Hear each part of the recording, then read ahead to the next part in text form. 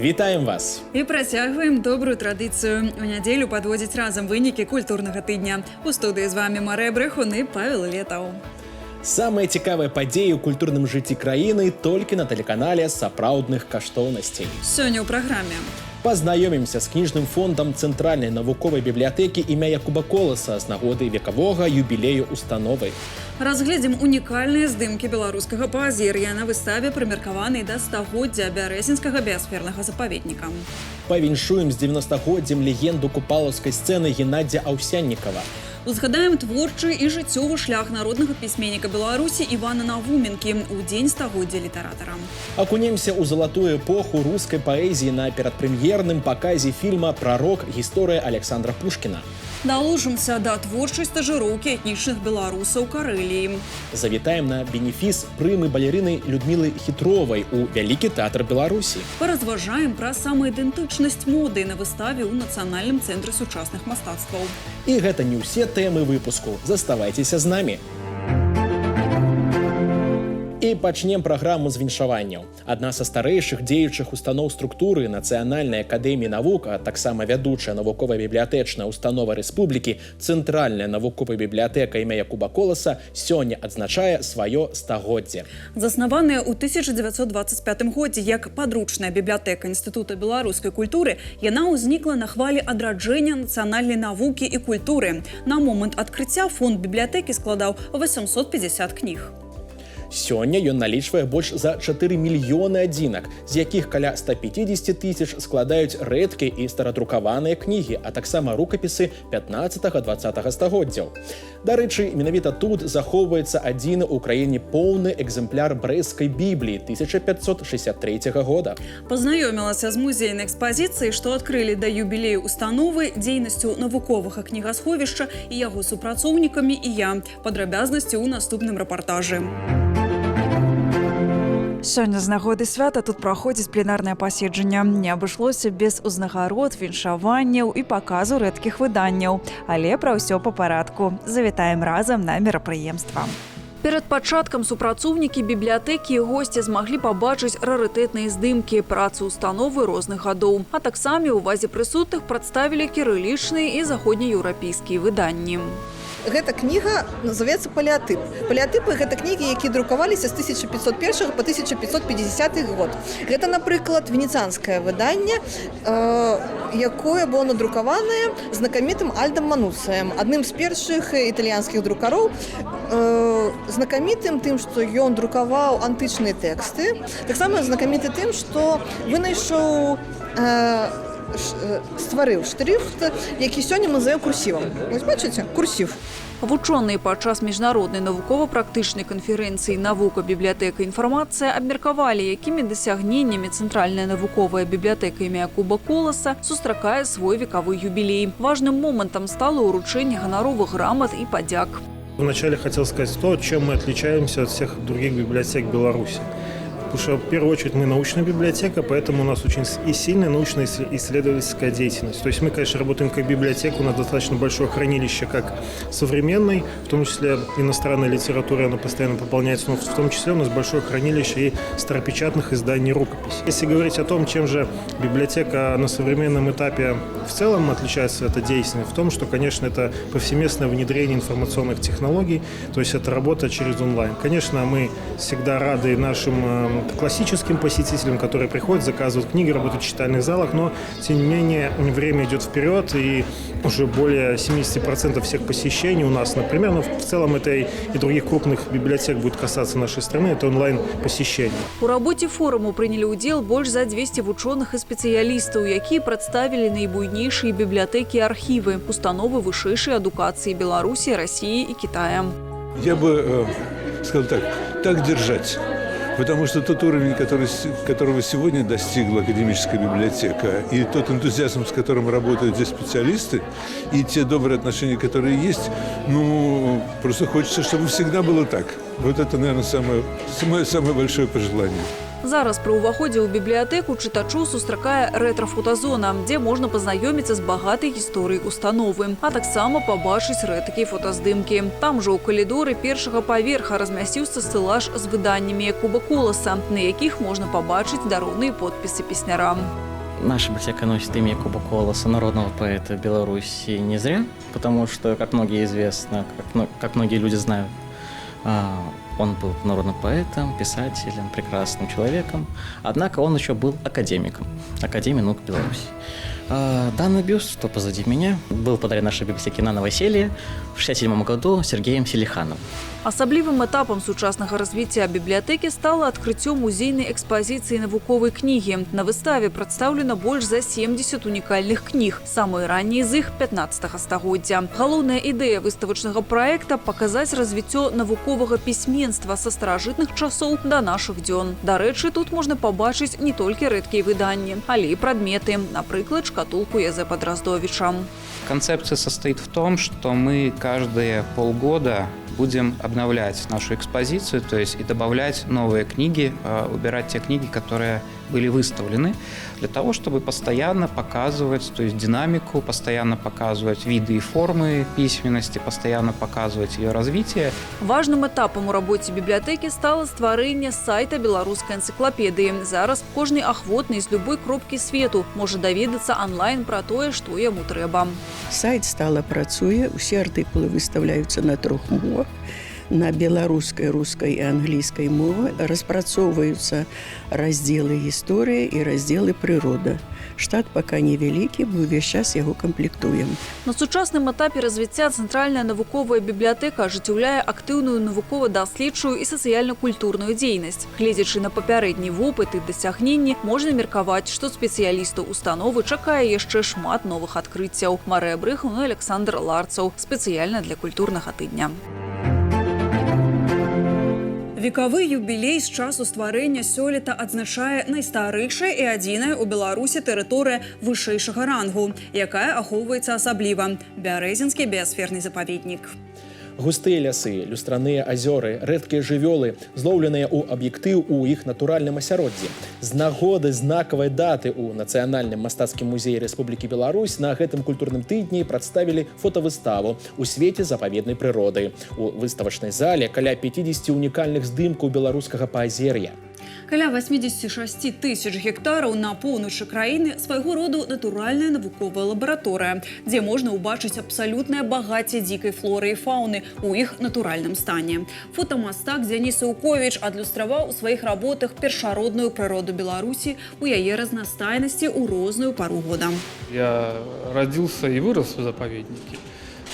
И там всю жизнь живу там с небольшим перерывом на обучение в университете. Поэтому с малых лет я видел красоту, которая окружала меня. И, скорее всего, что со временем мне захотелось поделиться этой красотой с остальными, с окружающими. Поэтому я занялся фотосъемкой конкретно Березинского биосферного заповедника. Юбіляр гэтага месяца – заслужаны артыст Рэспублікі Беларусь Андрэй Душачкі. Да 65-годдзя акцёра тэатра і кіно, педагога і літаратара. На гэтым тыдні ў Беларускім дзяржаўным архіве музея літаратуры і мастацтва прэзентавалі літаратурна-дакументальную выставу «Лёс свой прадбачыць». Прадаўжальнік тэатральнай дынастыі, больш за 40 гадоў ён прысвяціў працы на сцэне Нацыянальнага акадэмічнага драматычнага тэатра імя Максіма Горкага, з якім знаёмы з дзяцінства. З-за куліс будучы заслужаны артыст глядзеў на ігру сваіх бацькоў, народнай артысткі СССР Александры Клімавай і акцёра-педагога Андрэя Душачкіна-Красакоўскага. Экспазіцыю складаюць дакументы з сямейнага фонду бацькоў імянінніка. Я очень много принес материалов архивных, я сохранил их по истории театра, по истории актеров, потому что я с кем-то рос на их глазах, с кем-то играл, с кем-то я дружу. Здесь сохраняются уникальные, абсолютно раритетные материалы. Это вообще огромная работа по сохранению культурного фонда нашей страны. Долучыліся да ўрачыстага адкрыцця калегі па сцэне і сябры юбіляра. Яны разам узгадалі яркія моманты з творчага жыцця артыста і яго сям'і, а таксама пагарталі кнігі, напісаныя імяніннікам. Першыя свае публікацыі прысвяціў сваім бацькам. І мы ведаем, што ён апублікаваў дзённікі Александры Івановны Клімавай, таксама дзённікі свайго бацькі, прытым з такімі цікавымі разважаннямі пра тэатр, пра іх унёсак у тэатральнае мастацтва, пра сваё асабістае жыццё, пра складанасці жыцця з такімі бацькамі. Юбіляр наступнага тыдня – сапраўдны сімвал нацыянальнай культуры. Народны артыст Беларусі Геннадзь Аўсяннікаў. 19 лютага легендарны акцёр Нацыянальнага акадэмічнага тэатра імя Янкі Купалы адзначыць сваё 90-годдзе. Ён умее увасобіць на сцэне і экране найлепшыя рысы беларускага характару. Цярпімасць, мудрасць, гумар, аптымізм, сумленнасць і абвостранае пачуццё справядлівасці. І кожная яго роля напоўнена любоўю да роднай зямлі. Свой юбілей Геннадзь Сцяпанович сустрэне на сцэне. У святочны вечар ён выйдзе ў легендарным спектаклі «Паўлінка» у ролі Францыся Пустарэвіча. Пра любімых драматургаў імянінніка, яго сяброўства з акцёрамі, куміраў у мастацтве, а таксама вершы ўласнага аўтарства даведалася наша калега Тацяна Жданова. Геннадзь Сцяпанович, прыміце нашы шчырыя віншаванні. Вы, бадай, самы запатрабаваны беларускі артыст у журналістаў, але вось усё ж такі гэты статус нацыянальнага гонару, ён больш абавязвае ці дае? Ты гонар, ты наш сапраўдны, неяк ставіць у задуменне чалавека. Асабіста мяне гэта так, неяк турбуе. Ну, там ёсць 2 званні, 3 званні. Справа не ў гэтым, а справа ў тым, што ты сёння зможаш сказаць, а асабліва паказаць, у дзеянні нешта.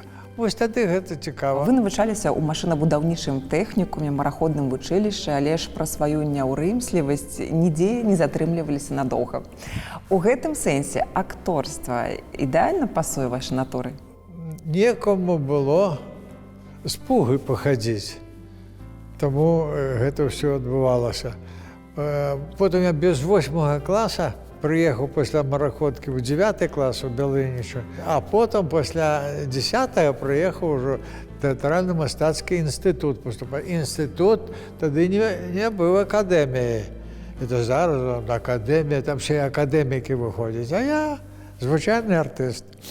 53 год, гэта было вот тады якраз адчынялася Мінскае сувораўскае вучылішча. Вот увесь сквер, які вакол опернага тэатра зараз, гэта садзіў я з маімі калегамі, якія разам паступалі.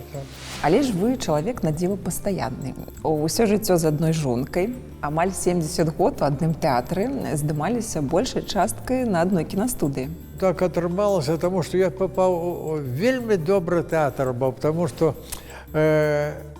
усе заснавальнікі тэатра Янкі Купалы у той час былі маладзейшыя, чым я зараз. Гэта была сям'я аднадумцаў. І вось я не быў прыёмным сынам у гэтай сям'і. Я неяк так атрымалася, што я адразу сваім аказаўся. А вы заўжды сааўтар ролі? Ну, то, што я дома фантазірую не всякую прапанову. Я магу так выкладваць пастаноўшчыку і гаварыць, давайте паспрабуем так. Ну, таму што я ж вижу, куды ідзе накірунак, куды ён будзе так весці артыстаў. Не толькі мяне, а ўсіх, а пра што ён будзе ставіць. Калі дакладна ён мне растлумачыць пра што, такі я ж за ім пайду. Калегі кажуць пра вас, дзядзя Гена, гэта святое. Ой, не ведаю, но гэта ж, напэўна, толькі нашы дзяўчаты маглі прыдумаць. Святое, ну, на святых, дзе тут няма ніводна. Толькі, вон труп ось, бо там сярод іх ёсць, можна назваць святыя, і Глеб Павлович святым чалавекам, і Борис Викторович, там много святых. А то, калі сучаснікаў называюць, ой, ён святы, тут трэба задумацца, нейкая тут ёсць закавыка. А сакрэт, як заставацца добрым сябрам для ўсіх у вас ёсць? Не рабіць чалавеку зла ніколі, не жадай нікому зла, і да цябе будуць адносіцца. Так што, давай вы яго спытаем, ён зла не пажадае. Ну, я думаю, так. Ведаю, што вам на пачатку кар'еры выпадалі ў асноўным камедыйныя ролі. Ніколі не мелі патаемнай мары стаць беларускім Чарлі Чапліном?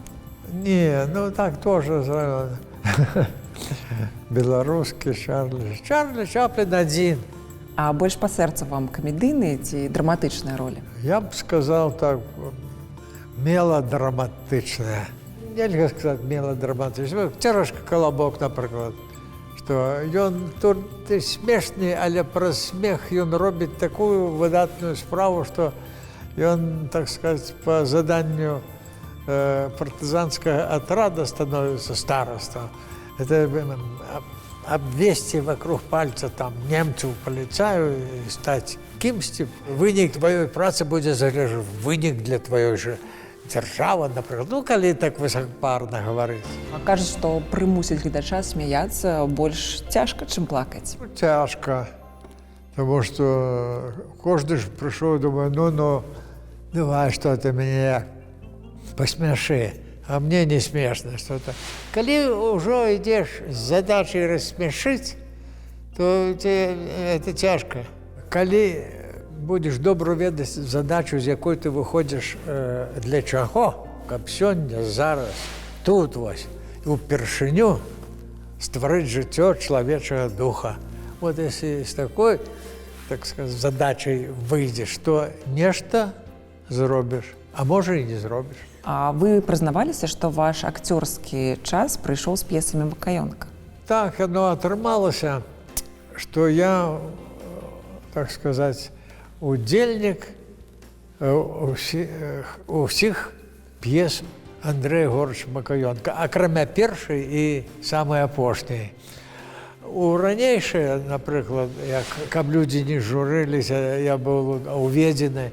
А, напрыклад, у Левоньху на орбіце я быў чацвёртым выканаўцам, потому что спектакль карыстаўся вялізным поспехам. Дзе толькі мы потым не ездзілі. У такіх месцах былі неяк, напэўна, па манеры творчасці Андрэя Горыча, нешта блізкае з яго задумкай, я як індывідуальнасць меў. Вось таму ён мне говорю, давно не бачыліся, вось так прыходзіў, давно не бачыліся, зайдзі, я там кое-што для цябе напісаў. Але не п'есу, а нейкія такія моналожкі такія былі ў яго. І потым, каб людзі не журыліся. Правда, сыграць не давялося. Мы і Алексей Александрович Барановскі былі назначаны на одну ролю. Вось Барановскі сыграў, а я вось не сыграў. А так ва ўсіх п'есах. А як ацэньваеце сёння тое, што зроблена ў прафесіі? Увогуле, нешта атрымалася ўсё ж такі. І, ну, калі пра сябе вось так расказваюць, адказваюць канкрэтна на ваше пытанне, то я, ну, цяжка мне адказаць. Но все-таки скажу, театральное жыццё маё удалося.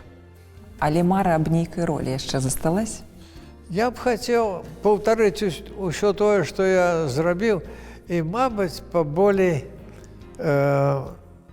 што-небудзь шекспіраўскае, мабыць, астроўскае. У Чехова я згоден іграць нават маленькі эпизод. Много таких ролей, вот уже, напевно, только и в марах они и застанутся. Потому что, ну, куди пожилий повинен грати пожилого. Ну, куди ж я, Гамлета ж не могу уже играть. Тень, ой, тень айца Гамлета. Не айца треба казати, а батьки Гамлета. Во, это зараз калі ласка. Марыя, ці ведаеш ты, што аб'ядноўвае творы «Настаўнік чарчэння», «17-й вясной», «Хлопцы самай вялікай вайны»? Са школьнай праграмы памятаю, што ўсе яны распавядаюць пра 17гадовых юнакоў, якія сустрэлі вялікую айчынную вайну пасля выпускнога, як і аўтар гэтых апавяданняў і аповесцей Іван Навуменка. Так, а яшчэ сёння спаўняецца 100 гадоў з дня нараджэння народнага пісьменніка Беларусі. Наш корэспандэнт Алесь Мойскі завітаў у Дзяржаўны музей гісторыі беларускай літаратуры, дзе не толькі даведаўся, як там плануюць адзначыць стагоддзі Івана Яковлевіча і юбілеі іншых пісьменнікаў, але і ўбачыў новыя лакацыі, якія з'явіліся сёлета ў гэтай установе. Музей гісторыі беларускай літаратуры традыцыйна адзначае юбілеі пісьменнікаў, якія нарадзіліся ў 20 стагоддзі і не толькі, бо цяпер у музеі адкрыліся новыя экспазіцыйныя залы, якія ахопліваюць больш раннія эпохі. Пра беларускае пісьменства прынята казаць з асветніцкай дзейнасці Ефрасіні Полацкай і Кірылы Тураўскага. Далей будуць ісці імёны Міколы Гусоўскага, Францыска Скарыны. 500годдзе з часу выдання кнігі «Апостал», якога мы будзем адзначаць сёлета. Але літаратурная творчасць на нашых землях прайшла амаль тысячагадовы шлях развіцця, пачынаючы з вытокаў старабеларускага пісьменства з 11 стагоддзя, з якога цяпер пачынаецца знаёмства з музеем у новай зале.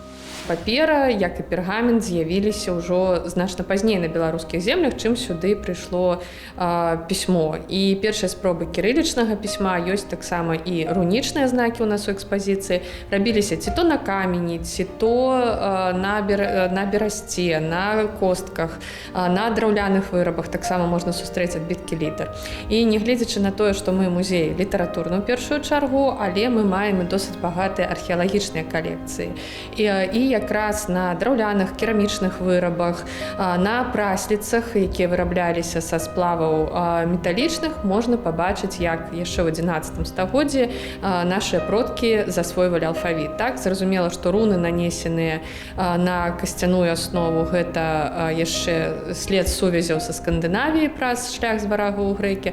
Ну а затым ужо з прыходам хрысціянства паступова пашыраецца і традыцыя перапісвання кніг. Да гэтага часу пастаянная экспазіцыя музея ахоплівала даволі абмежаваны перыяд другой паловы 20-го, пачатку 21-го стагоддзяў. Доўгі час супрацоўнікі ўстановы працавалі над тым, каб храналагічна пашырыць гэтыя межы. І вось момант наспеў. Музей прадставіў панараму станаўлення і развіцця айчыннай літаратуры, і адна з новых экспазіцыйных залаў ахоплівае так званы пераходны перыяд з 16 па 18 стагоддзе, дзе прадстаўлены пераважна рэлігійныя творы, у тым ліку Сімёна Полацкага. Але гэта зала паказвае такі, я паўтаруся, пераходны перыяд, бо ў ёй можна пабачыць і ўзнікненне свецкай літаратуры на тэрыторыі Вялікага княства Літоўскага. Гэта такая і прыгодніцкая літаратура падарожжаў ад Мікалая Крыштафора Радзівіла Сіроткі ці ад Сламеі Пільштуновай. Таксама можна пабачыць і ўзнікненне тэатра, на прыкладзе Уршулі Радзівіл, але гэта мы маем на ўвазе заўсёды, канешне, што гэта ўсё ж не прафесійны тэатр, але такі аматарскі прыгонніцкі тэатр, але тым не менш гэта вялікая і важная падзея для тэрыторыі, для культуры Вялікага княства Літоўскага, бо гэта развіццё драматургіі. Таксама на экспазіцыі можна пабачыць і арыгіналы, гэта розныя падручнікі таго перыяду, пачынаючы з 17-го, гэта яшчэ і 18 стагоддзя. Новыя залы толькі адкрыліся, але там ужо ладзяцца лекцыі па радаводу Адама Міцкевіча і іншых філаматаў, інтэрактывы па Беларусі ў фантастычных апавяданнях Яна Баршэўскага, юбілей якога сёлета будзе адзначацца, як і 185годдзя з дня нараджэння Францішка Багушевіча, а таксама тэатралізаваныя выступленні ў духу Дуніна Марцінкевіча. Пляцоўка, прысвечаная 19 стагоддзю, вельмі гэтаму спрыяе. У нас вось ёсць варыянт афішы, на жаль, тая афіша не захавалася, оперы «Сялянка» на польскай і прастанароднай мове, так і гучала афіша, тэкст я захаваўся, мы стварылі такі муляж афішы і такую невялікую інсталяцыю, дзе з якраз кніжкі, ілюстрацыя з кніжкі «Гапон», дзе адбываецца тэатральнае прадстаўленне там у нейкай хаце. І сама вітрына створана ў вобразе тэатра. І, дарэчы, вось гэты куток, дзе і выявы старога Мінска, і афішная тумба, гэта тое самае месца, дзе можна ладзіць такія тэатральныя імпрэзы, тэатральныя майстар-класы, далучаць дзяцей і маладых нашых грамадзян да тэатральнай культуры.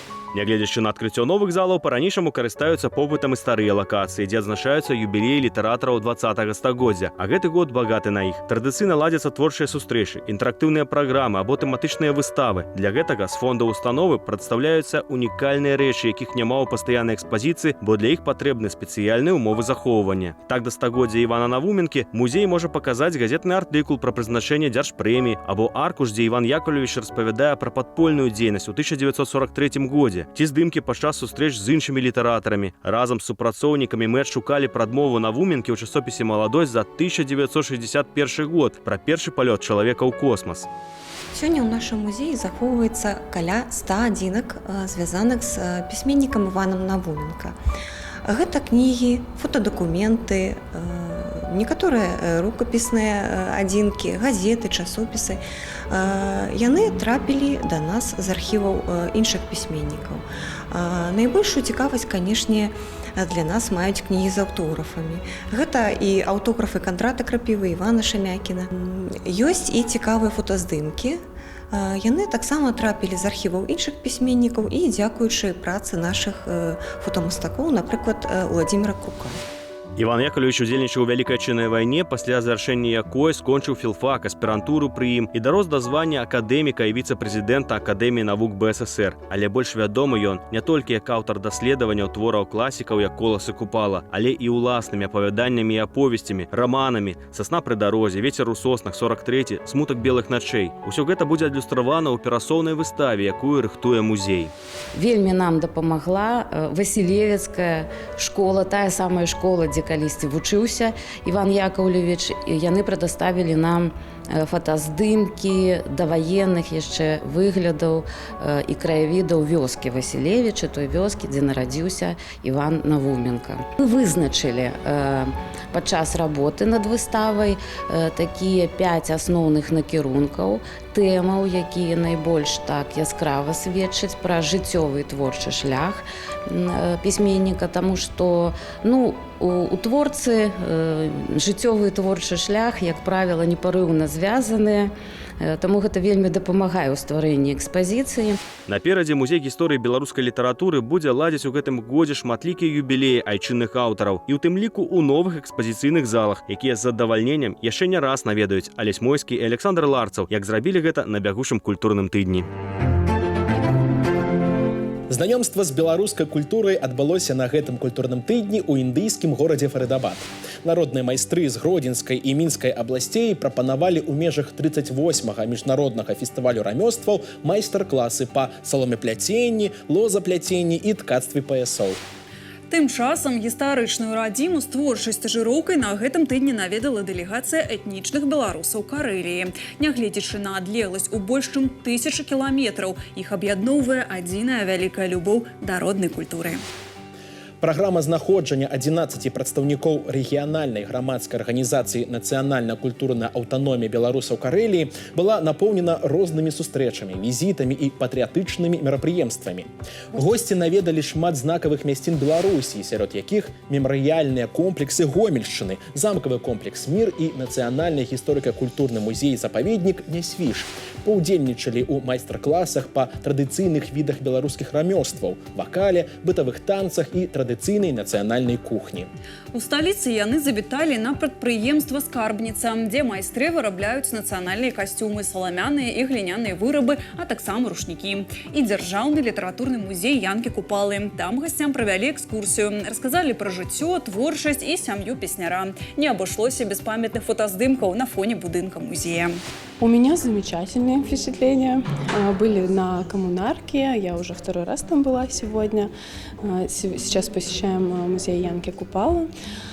Были также на различных мемориальных комплексах, посещали деревню Ала, были в Красном береге. Также были музеи, посвященные операции «Багратион».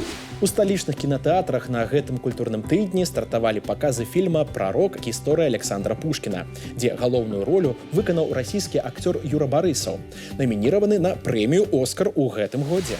Кінакарціна распавядае пра жыццё Александра Сергеевича. У фільме Юру Барысаву давялося для ролі і танчыць, і спяваць, што раней ён ніколі не рабіў падчас падрыхтоўкі для здымак. Але ўсё гэта патрабаваў рэжысёр Фелікс Умараў, каб паказаць сонца рускай паэзіі з іншага боку, якім Пушкіна яшчэ не бачылі. Ад ліцэйскіх гадоў да неверагоднай папулярнасці, ад любоўных пахаджэнняў да ракавой дуэлі. Перадпрэм'ерны паказ кінакарціны суправаджаўся інтэрактывам, каб паглыбіцца ў свет рамантыкі і паэзіі. Гледачы маглі сыграць у кракет, падобна арыстакратам пушкінскай эпохі, сфотаграфавацца з акцёрам у вобразе Александра Сергеевича і пачуць гукі электраскрыпкі. Честно говоря, были некоторые трудности. Хотелось и привлечь людей к современности, в то же время, чтобы звучала классика. То есть как раз пушкинские времена, балы. То есть в образах было что-то такое воздушное, мечтательное, романтичное. Ну, исходя из этого, но все-таки в ногу со временем хотелось идти, опять-таки же повторяюсь, поэтому как-то вот пришла к такому результату. У вялікай зале Белдзяржфілармоніі на гэтым тыдні гучала прызнанне ў каханні. Менавіта так называецца праграма, што прадставіла публіцы музычная гасцёўня пад кіраўніцтвам Тацяны Старчанка. Праграму вечара склалі творы Бабаджаняна, Тарывердзіева, П'яцолы, а таксама сучасных кампазітараў. Цікава, што ноты да некаторых з іх Тацяна Старчанка атрымала напрамую з рук аўтараў. Есть такой современный композитор Фабио Хагер. Как-то я услышала его музыку, была абсолютно потрясена тем, что еще в современном мире рождается такая музыка. Мы с ним списались. И он был так счастлив, что в Белорусской государственной филармонии играется музыка аргентинского композитора. Не стаяць на месцы, рухацца далей. Пад такім дэвізам жыве прыма-балерына Людміла Хітрова. Яе абаянню, прафесіяналізму і таленту пакарыліся сцэны з самых розных краін, а на мінскай яна блізкая ўжо больш за 15 гадоў. На гэтым культурным тыдні ў Вялікім тэатры Беларусі адбыўся бенефіс заслужанай артысткі Рэспублікі Беларусь у межах праекта «Жыццё ў прафесіі». У гэты вечар балерына выступіла ў галоўнай партыі ў пастаноўцы Валянціна Елизарьева «Ромео и Джульетта». Джульетта – это та партия, роль, о которой я мечтала с 13 лет, учась в Нижегородском театральном училище. Посмотрела спектакль «Ромео и Джульетта», к нам приезжал театр, не помню какой, не помню, кто танцевал, но помню, что я влюбилась в музыку, в образ, и вот у меня такая голубая мечта была станцевать именно эту партию, которая осуществилась уже в Минске, в Большом театре Белоруссия. У сталічнай галерэі «Артхаус» адкрылася выстава гомельскіх жывапісцаў Сергея Ігнаценкі і Юрыя Платонова. Экспазіцыйны праект «Паралелі» складаецца з пленэрных работ і карцін, створаных у майстэрні. Мастакоў звязвае не толькі даўняе сяброўства, але і любоў да творчасці, родных мясцін і падарожжаў. І гэта не ўсе паралелі. Познакомились мы, можно сказать, уже очень давно, в 95 году, когда вместе поступали в Академию искусств первый раз. Вот. Но дружить мы стали гораздо позже, может, даже учились-то вместе в одной группе, но где-то через лет 10, может, в 2005 году мы стали дружить, так сказать. Вот. А наша дружба переросла, ну такая, как человеческая, так и художников. На выставе можна ўбачыць пераважны пейзажны жывапіс, створаны падчас сумесных вандровак. Для Сергея Ігнаценкі, напрыклад, характэрна карпатлівая праца з колерам, і ён па-майстэрску выкарыстоўвае алейныя фарбы, каб перадаць тэкстуру кары дрэва, лісця або вады. Яго лес быццам дыхае, а Юр Платонаў, у сваю чаргу, засяроджаны на гармоніі колеравых вырашэнняў. У яго больш вострая манера з перавагай кантраснай гаммы, калі ён выяўляе замежныя краявіды або Витебск, ці Гродно. Художник не фотограф, и, скажем так, некая документальная составляющая именно того места, где художник был, она, скажем так, второстепенна. Место, конечно, может быть узнаваемо, но самое главное – это то состояние, то эмоциональное какое-то впечатление, которое художник испытал в момент написания этой работы. Мастацтва без правил. Так крытыкі апісваюць стыль ар-брут. Праз яго людзі з асаблівасцямі спантанна і шчыра, як дзеці перадаюць свае пачуцці. У гэтым стылі працуе і мастачка Тацяна Глушченка, персанальная выстава якой разгарнулася на гэтым культурным тыдні ў Мінскай абласной бібліятэцы імя Пушкіна. Экспазіцыя мае казачную назву «Краіна Оз» і, паводле слоў аўтара, гэта свет, у якім жаданні здзяйсняюцца. Где-то есть какой-то в душе вот у меня лучик, как какая-то вот энергия, что-то, вот, что меня вдохновляет, радует. И я не хочу терять его, я не хочу, чтобы он гас у меня внутри, я хочу его наружу выпустить. Як мода становіцца мастацтвам і да якога яна бліжэй віду творчасці. Мне падаецца, што сёння мода гэта больш, чым проста паказ на подыуме. У сучасным свеце яна стала своеасаблівай культурай. Яна абсалютна розная, зменлівая і непастаянная. Гэтак жа хутка, як развіваецца свет, развіваецца і мода. І гэта не толькі адзенне. Яна ахоплівае абсалютна ўсе сферы жыцця. Тэхналогіі, кіно, літаратура, мастацтва, ежу і многае іншае. Так, і пераканацца ў гэтым на гэтым культурным тыдні прапанавалі ў Нацыянальным цэнтры сучасных мастацтваў. Сумесна з галерэяй «Фарба» там распачаў працу выставачны праект «Мода паміж прыгажосцю і прымушэннем». Аўтары праз свае палотныя кампазіцыі прапаноўваюць перайсці ад вузкага разумення функцыі моды як трэндаў на адзенне да больш шырокага погляду на яе. Напрыклад, праз інтэрактыўную фотавыставу. Кадры для яе арганізатары знайшлі пры дапамозе сацыяльных сетак. У іх быў абвешчаны збор здымкаў з прымерачных, якімі звычайна беларусы абменьваліся з сябрамі падчас выбару вопраткі. Многие современные художественные проекты, конечно, направлены на такой взаимообмен мнениями, на диалог между кураторами, художниками, вообще все теми, кто стоит на одной стороне художественного процесса, и посетителями, зрителями, да, то есть участниками культурного процесса с другой стороны. Выстава таксама адлюстроўвае нацыянальнае адзенне. Яно прадстаўлена фондамі Веткаўскага музея стараабрадніцтва і беларускіх традыцый. Сярод экспанатаў аўтэнтычныя фота і хусткі 50-х і 80-х гадоў мінулага стагоддзя, а таксама жаночыя галаўныя ўборы. Мода і яе ўплыў натхнілі мастакоў і на стварэнне маштабных інсталяцый. Адну з такіх і падрыхтавала спецыяльна да праекта Анастасія Акулова. Яе работа «Паглынанне» своеасаблівы зварот да тэмы празмернага спажывання. Тэкстыль да кампазіцыі таксама быў знойдзены з дапамогай соцсетак. Адбіралася матэрыя пэўных колераў чорнага, белага і чырвонага. Праз такую гаму падкрэсліваецца драматычнасць сюжэта. С одной стороны, мы, люди, которые сейчас перепотребляют вещи, покупают необоснованно много, не успевают этим воспользоваться, но уже хотим все краше, больше, лучше, очень быстро увеличиваем количество вещей, и получается, что мы их прямо-таки поглощаем. И с другой стороны, эти самые вещи, которые так вытеснили какие-то духовные, культурные, интеллектуальные ценности, поэтому можно сказать, что и они нас поглощают. З удзелам звычайных беларусаў быў арганізаваны і праект, прысвечаны акулярам. Акрамя саміх аксесуараў, часткай экспазіцыі сталі і рукапісныя асабістыя гісторыі, звязаныя з імі.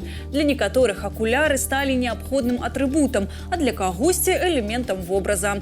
Творчы сінтэз традыцый і сучаснасці прадэманстраваў Сяргей Арышченка. Яго скульптурны твор стаў увасабленнем рамеснай часткі моды. Мастацкі вобраз адначасова паказвае актуальныя формы ў вопратцы і спасылаецца на нарвежскі фальклор.